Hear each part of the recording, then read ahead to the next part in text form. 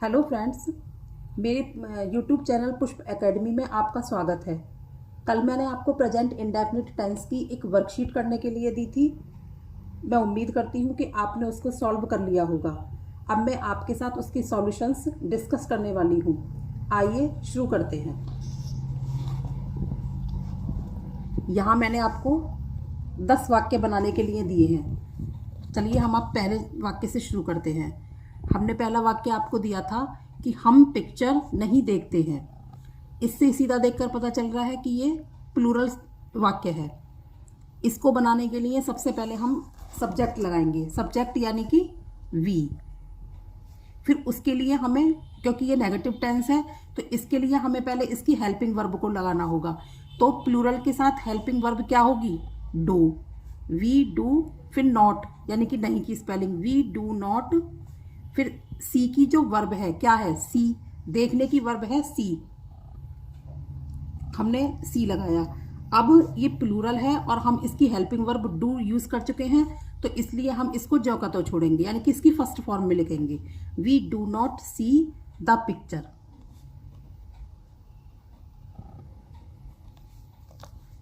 ये हो गया we do not see the picture. Number 2, क्या तुम गाना गाते हो? देखने से पता चल रहा है कि इंटेरोगेटिव टेंस है। इंटेरोगेटिव टेंस को बनाने के लिए क्या लगाया हुआ है? तो सबसे पहले हम इसकी हेल्पिंग वर्ब लगाएंगे। प्लूरल के साथ हेल्पिंग वर्ब होती है डू।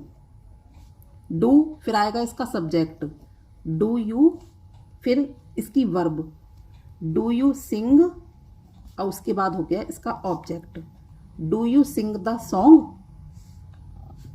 ये हो गया हमारा इंटेरोगेटिव टेंस। इसके बाद रीता खाना पकाती है, यानी कि एफर्मेटिव टेंस। इसको कैसे बनाएंगे? रीता कुक। अब हमने इसकी वर्ब लगाई कुक।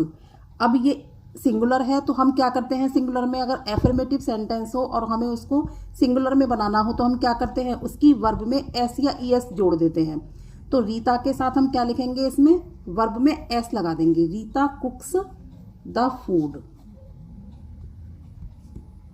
इसके बाद आता है हमारा, क्या नितिन बाजार नहीं जाता है? Interrogative negative sentence. तो क्या लगा हुआ है? तो सिंगुलर में हम क्या लगाएंगे? Helping verb does.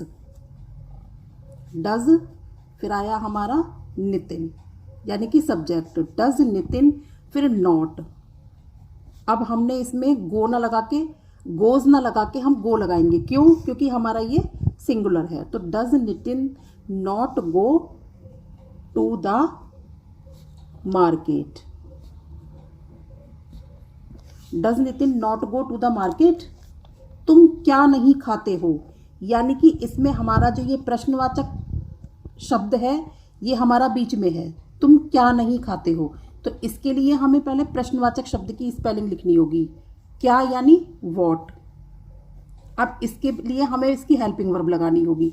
प्लूरल के साथ हेल्पिंग वर्ब आएगी क्या? डू। वॉट डू यू, फिर क्या आएगा? Subject you.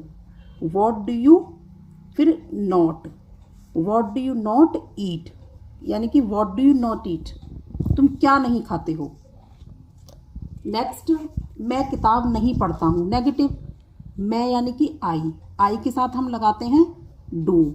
I do not read the book. बच्चा हंसता है, एफर्मेटिव सेंटेंस, सिंगुलर, तो क्या बनाएंगे हम? द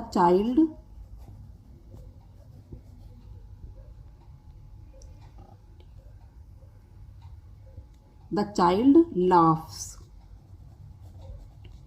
लाफ्स हमने क्यों लगाया? क्योंकि सिंगुलर के साथ हम वर्ब में एस या ई एस जोड़ देते हैं।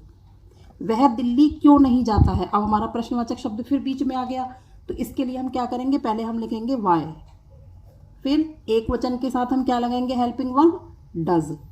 Y does he not go to Delhi. Why does he not go to Delhi. क्या तुम नहीं पढ़ते हो? क्या लगा हुआ है? तो हेल्पिंग वर्ब क्या आएगी? डू, फिर you. Do you not read. Do you not read, क्या तुम नहीं पढ़ते हो? पिताजी दफ्तर कब जाते हैं, फिर हमारा प्रश्नवाचक शब्द आया। इसको हम क्या कैसे बनाएंगे, वैन, पिताजी एक वचन तो does, when does the father, when does the father go to the office. ये हो गए हमारा, when does the father go to the office. ये इस तरह से हमने 10 सेंटेंसेस बनाए। अब आप अपने इसमें चेक करके देखिए कि आपने कितना गलत बनाया है और खुद को मार्किंग कीजिए। इसके बाद आज आपका प्रेजेंट इंडेफिनिट टेंस पूरा समाप्त होता है। इसमें आपको कोई भी कन्फ्यूज़न हो या कोई भी आपको प्रॉब्लम हो तो आप मुझे कमेंट बॉक्स में पूछ सकते हैं। कोई भी कन्फ्यूज़न होगा तो मैं उसको सॉल्व करूँगी। और कल मैं पास्ट इंडेफिनिट टेंस की एक नई एक्सरसाइज के साथ आपके सामने फिर से हाजिर होंगी। आज के लिए इतना ही, थैंक्स। और आप मेरी वीडियो को लाइक कीजिए, सब्सक्राइब कीजिए और शेयर कीजिए।